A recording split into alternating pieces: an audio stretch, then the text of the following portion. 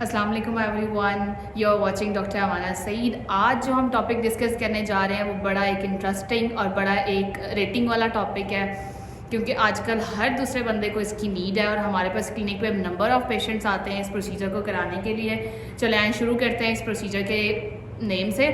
सबसे पहले हम ये डिस्कस करने जा रहे हैं कि ये प्रोसीजर होता क्या है बेसिकली। ठीक है, नेम है इसका पीआरपी। पीआरपी एक ऐसा प्रोसीजर है जिसे हम प्लेटलेट रिच प्लाज्मे का नाम देते हैं। अब बात आती है कि हम जिस टॉपिक को बात करने लगे हैं उसकी जो आगाज़ है, उसका जो इंट्रोडक्शन है वो बहुत ज़रूरी है।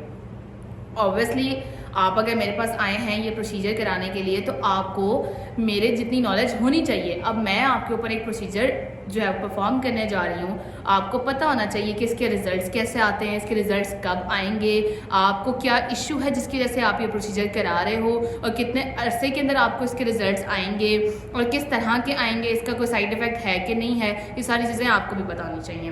तो चले आते हैं सबसे पहले चीज़ की तरफ, इसके इंट्रोडक्शन की तरफ। प्लेटलेट रिच प्लाज्मा हमारे पास एक ऐसा प्रोसीजर होता है जो ज़्यादातर उन क्लाइंट्स का किया जाता है जिनको हेयर फॉल का इशू बहुत ज़्यादा आ रहा है, या हेयर फॉल का इशू बहुत ज़्यादा आ रहा है, या तो फिर उनके हेयर्स बहुत ज़्यादा थिन हो चुके हुए हैं, उसकी थिकनेस इंक्रीज़ करनी है उन्होंने, या फिर उन पेशेंट्स के लिए जो अभी रिसेंटली ट्रांसप्लांट करवा के आए हुए हैं, हेयर ट्रांसप्लांट। ठीक है, और इसके अलावा उन पेशेंट्स के लिए भी है जिनके हेयर्स की ग्रोथ होती ही नहीं है, जिनके हेयर्स बहुत ज़्यादा छोटे हैं और वो चाहते हैं कि इनकी लेंथ इंक्रीज़ कर जाए। उन पेशेंट्स के लिए, उन क्लाइंट्स के लिए ये प्रोसीजर बहुत ज़्यादा हेल्पफुल होता है। यानी कि इसके यूज़ के अंदर सबसे पहली चीज़ ये होती है कि पीआरपी आप उन पेशेंट्स की करते हो जिनको बाल्डनेस है, मेल बाल्डनेस है, या फिर आप स्टिमुलेट कराते हो growth of the hair transplant, या फिर आपके कराते हो क्योंकि डिफरेंट तरह की हमारी कॉस्मेटिक सर्जरीज होती हैं। डिफरेंट क्लिनिक्स के अंदर कुछ कॉस्मेटिक सर्जरीज होती हैं जिसके अंदर हम पीआरपी को यूज़ करते हैं, उसके थ्रू हम डिज़ायर इफेक्ट्स लेते हैं। ठीक है, अब जो पीआरपीज़ है ना वो तीन तरीके से मैं आपको बताऊंगी, तीन जगहों पे इसका यूज़ बताऊंगी। सबसे पहले हम आते हैं हेयर्स की तरफ, जो कि बहुत ज़्यादा कॉमन है।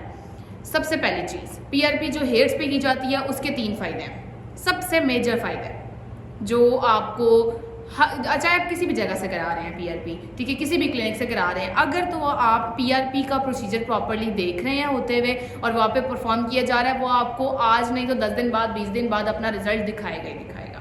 सबसे पहले हेयर्स के ऊपर इसकी बात करते हैं। पीआरपी जो हेयर पे की जाती है, सबसे पहले ये क्या करती है कि आपका हेयर फॉल रोक देती है। सेकेंडली ये क्या करती है कि आपके जो बेबी हेयर्स होते हैं उनकी ग्रोथ को इंक्रीज़ करा रही होती है। थर्ड थिंग ये क्या करती है कि जो आपकी हेयर्स बिल्कुल ही शॉर्ट हैं और उनकी बिल्कुल लेंथ इंक्रीज़ नहीं हो रही, वॉल्यूम इंक्रीज़ नहीं हो रहा, वो कराना शुरू कर देता है। हेयर लॉस से आपको बचा रहे होते हैं। वो मेल्स जो बड़े रैपिडली बाल्डनेस की तरफ जा रहे होते हैं, वो आहिस्ता आहिस्ता जो उनकी एक रेट है बाल गिरने का रोज़, वो कम हो रहा होता है। वो खुद फील करते हैं कि हमारे बाल आज इतने गिर रहे थे, 10 दिन बाद अब इतने गिरते हैं, क्योंकि हम कहते हैं पेशेंट्स को कि आप कंपेयर करें। अगर आपने आज प्रोसीजर कराया, आप देखेंगे आपका 10 दिन बाद कितना डिफरेंस आया with a PRP sessions. Then secondly हम डिस्कस करते हैं इसका जो इफेक्ट है हेयर ट्रांसप्लांट के ऊपर। जब हम क्लाइंट्स का हेयर ट्रांसप्लांट करते हैं तो हम देखते हैं कि एक बाल, एक ग्राफ्ट जो हमने पेशेंट की स्किन के अंदर इम्प्लांट किया है, वो उसकी ग्रोथ क्या है, और एक पेशेंट जिसके अंदर हमने ग्राफ्ट इम्प्लांट कर दिया है, देन हम उसके ऊपर पीआरपी भी परफॉर्म कर रहे हैं after 1 month, after 15 days, after 2 months. अच्छा, जब हम इन दो क्लाइंट्स को आपस में कंपेयर करते हैं तो हम ये देखते हैं कि एक पेशेंट जो रिजल्ट उसका 6 मंथ्स के अंदर आया है, देन सेकंड पेशेंट जिसको हम पीआरपी सेशंस दे रहे थे, उसने पीआरपी सेशंस हमसे प्रॉपर्ली लिए हैं, उसका रिजल्ट 4 मंथ्स में ही मैक्सिमम आया होता है। और उसके जो हेयर्स होते हैं वो थिक भी होते हैं, उनकी डेंसिटी, उनका वॉल्यूम भी ज़्यादा होता है as compare to that person. ठीक है, ऐसा नहीं है कि हर पेशेंट आपके पास आएगा और हर क्लाइंट का जो है वो थिक होगा, बहुत ज़्यादा हेयर, और वो उसी तरह से निकलेगा, ऐसा नहीं है। डिफरेंट डेंसिटीज़ होती हैं, डिफरेंट वॉल्यूम्स होते हैं बालों के, जो भी आपके पास क्लाइंट अपेयर होता है उसके अकॉर्डिंगली आपने उनके पीआरपी सेशंस रखने होते हैं। देन थर्ड थिंग जो पीआरपी हमें बड़ा एक अच्छा इफेक्ट देती है कॉस्मेटिक सर्जरीज के अंदर।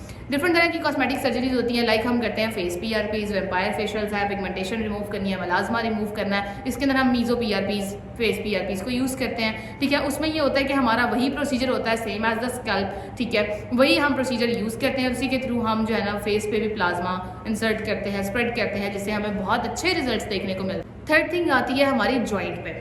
अभी हम सिर्फ डिस्कस कर रहे थे हेयर्स, फिर हमने डिस्कस की कॉस्मेटिक सर्जरीज। अब हम डिस्कस करने जा रहे हैं कि एक हमारे पास इफेक्ट आता है जॉइंट्स के ऊपर। जॉइंट्स के ऊपर किस तरीके से इफेक्ट आता है कि देखें, जब हमारी एजिंग का प्रोसेस शुरू होता है, ठीक है, जब एक पेशेंट 40 क्रॉस करता है तो उसके हर जॉइंट में डिजनरेटिव चेंजेस स्टार्ट हो जाती हैं। वो डिजनरेटिव चेंजेस क्या कहती हैं कि पेशेंट को पेन कॉज कराती हैं, स्वेलिंग होता है, आर्थराइटिस है, जिस तरह ऑस्टियोआर्थराइटिस है, ऑस्टियोप्रोसिस का फिनोमेना स्टार्ट हो रहा होता है। उन कंडीशंस के अंदर क्या होता है कि हमारे पास जब पेशेंट प्रेजेंट करता है तो वो बताता है कि मेरा जॉइंट में इतनी ज़्यादा पेन है कि मैं अपना जॉइंट फ्लेक्स नहीं कर पा रहा, मैं एक्सटेंड नहीं कर पा रहा, मैं प्रॉपर चल नहीं पा रहा। अगर उसकी नी जॉइंट में पेन है, ठीक है, अगर उसकी शोल्डर जॉइंट में पेन है तो वो बताता है कि वो अपना शोल्डर लिफ्ट नहीं कर पा रहा, वो ब्रश नहीं कर पा रहा है, वो शर्ट नहीं पहन पा रहा है, तो बड़ी वो आपको सिम्टम्स बताएंगे, ठीक है। ये तो होता है एक फिनोमेना जो आपके पास अपेयर हो रहा होता है। अब क्या होता है कि हमारे पास कुछ मेडिसिन दी जाती हैं, कुछ एंटीबायोटिक भी अगर इन्फेक्शन है तो दी जाती है, या तो हमारे पास पेन किलर्स वगैरह दे के पेशेंट के पेन को मतलब टेम्परेरी उसको हल कर लिया जाता है, लेकिन कुछ अर्से बाद पेशेंट को दोबारा पेन निकलना शुरू हो जाती है। अब हमारे पास क्या होता है कि कुछ ऐसे प्रोसीजर्स निकले हैं जो पेन को काफ़ी लंबे अरसे के लिए ख़त्म कर देते हैं, और जो फ्रिक्शन आ रही होती है वन बोन टू अनदर वो भी रिड्यूस कर देते हैं, और उस फेनोमेना का नाम भी पीआरपी है। उसमें क्या होता है कि हम जॉइंट पीआरपी करते हैं, उसी तरीके से आपका ब्लड लिया जाता है, ब्लड से प्लाज्मा सेपरेट आउट किया जाता है और नीडल के थ्रू आपके जॉइंट के अंदर, चाहे वो नी जॉइंट है, आपका शोल्डर जॉइंट है, उसके अंदर इंसर्ट कर दिया जाता है। उससे ये होता है कि मैक्सिमम 1 to 2 ईयर्स तक पेशेंट पेन की कंप्लेन नहीं करता, और जो एक फ्रिक्शन आ रही होती है, एक रबिंग आ रही होती है, वो भी आहिस्ता आहिस्ता रिड्यूस कर जाती है। और जो स्वेलिंग होती है रबिंग की वजह से, फ्रिक्शन की वजह से, ऑब्वियसली फ्रिक्शन प्रोड्यूस नहीं होगी तो पेन भी नहीं आएगी और स्वेलिंग भी नहीं। इन्हीं के अंदर जो सबसे ज़्यादा हेल्प आपको करती है ना, वो है फेस पीआरपी। फेस पीआरपी से जब आप गुजरते हैं ना, आपको एक हफ्ते के अंदर ही अपनी एक्नी के अंदर जो है ना रिडक्शन फील होती है। आपको खुद लग रहा होता है कि यार मेरी एक्नी इतनी एक्टिव थी और अब ये आहिस्ता आहिस्ता थोड़ी सी नीचे आ रही है, बैठ रही है।